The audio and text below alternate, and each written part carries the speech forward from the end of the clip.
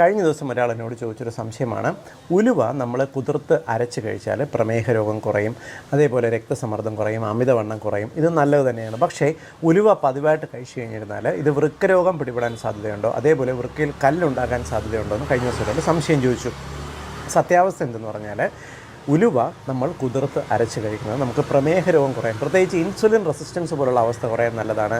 വിശപ്പ് നമുക്ക് പെട്ടെന്ന് കൺട്രോളിൽ വരാൻ നല്ലതാണ്. ഫാറ്റി ലിവർ രോഗം കുറയാൻ നല്ലതാണ്. അതേപോലെ തന്നെ വൃക്കയ്ക്കകത്ത് കാൽഷ്യം ഓക്സലേറ്റ് ക്രിസ്റ്റലുകൾ അടിഞ്ഞുകൂടുന്നതിന് ചെറുക്കാൻ നല്ലതാണ്.